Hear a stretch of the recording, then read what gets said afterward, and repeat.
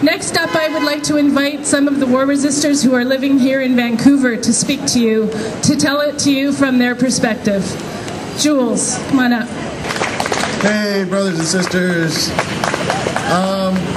As you know, I'm a war resistor here in Canada, and I really didn't have anything prepared for this moment, so I'm going to play a little game with you. I want you to imagine, just for a second, that you're asleep in your house at night, and you just put your kids down to sleep, and everything's quiet, and all of a sudden the door bursts open, and strange men come in, and they grab your sons and your husband out of the bed, put them in the front yard and point guns at their heads, and they tie you up, and they have a gun to your head.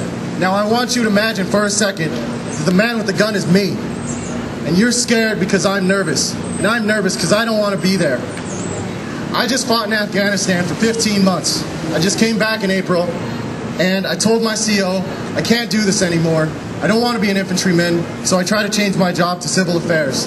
I knew that CO status wasn't going to work. It's happened before. They send you off to war and you still have a gun and you still participate in the mission. So I knew my best bet was to change my job. So I tried to change my job and they laughed at me because I was an infantryman in the 82nd Airborne. So after that May 16th this year, I packed my things, I threw it out of a window, I climbed out of the window, called a cab, went to California, and told my parents what I was doing. And they, at first, really didn't believe what they were hearing. But after convincing them, they eventually bought me a ticket, a Greyhound bus ticket here to Canada. Now, whether or not you believe in the war in Afghanistan, it is a crime nonetheless. It is a war.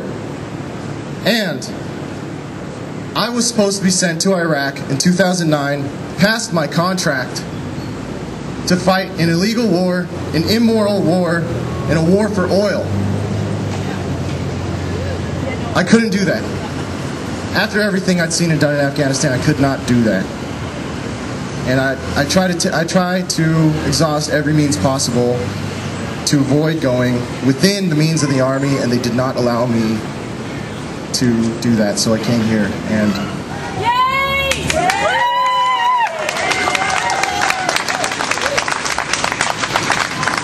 I was an infantryman. It wasn't easy. So I'm happy with whatever I got, and I appreciate whatever you can give. And I just want to end with a moment of silence for the young Canadian soldiers that have died in Afghanistan, because I know it isn't easy, and I've been in their shoes. So let's give them a moment of respect, please. Thank you.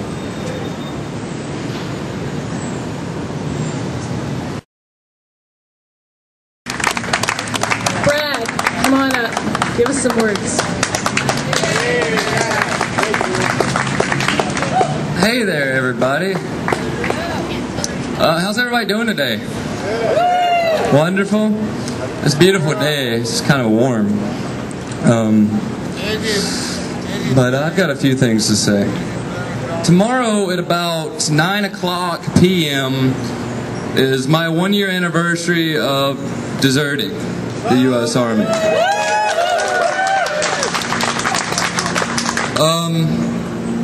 Since I've come to Canada, there's been a lot of things happen in my life. I've had one of my best friends pass away on me. My family have been very hard dealing with. But the one thing that's got me through this 1 year has been the love that I've received from Canadians. You guys are wonderful. You guys are awesome. I thank you for your support. I thank you for everything that you give to us. But I've come to a realization recently, and I want to open my mind so you people can kind of see where I'm coming from. And I read a quote recently by a famous activist. I can't really remember his name right off the top of my head. I'm sure somebody here knows his name. But he said, "There's no way to peace. Peace is the way." Then another, Deepak Chopra, I don't know if you've ever read his stuff, but he says, 1,000 small earthquakes move more land than one catastrophic earthquake.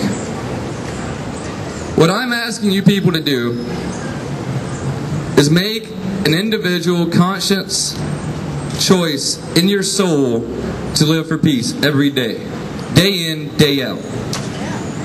I'm not talking coming up to a protest on a weekend, one weekend a month. I'm not talking going to a meeting once a week. I'm talking every day live for peace.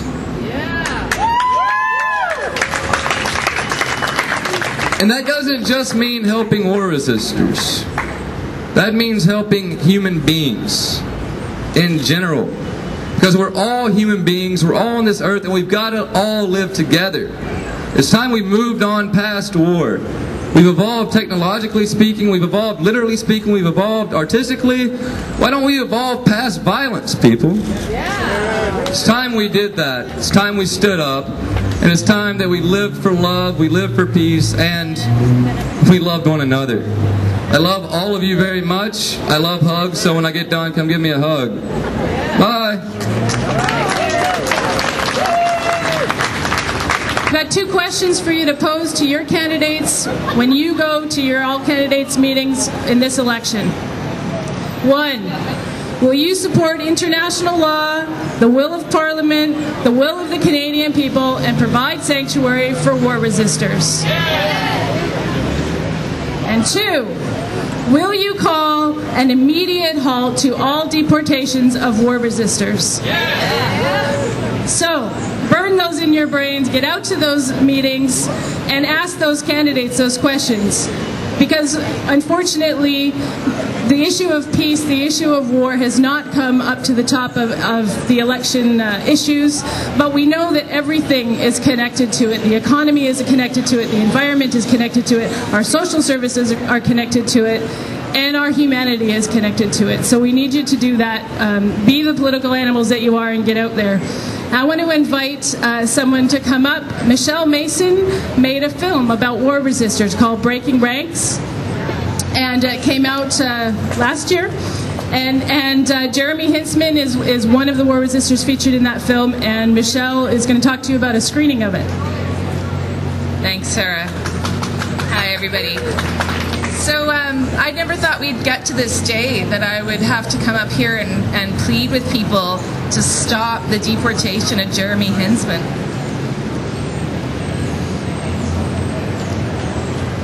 Because I grew up in a Canada where I was taught that those are the kind of people this country wanted to live in it.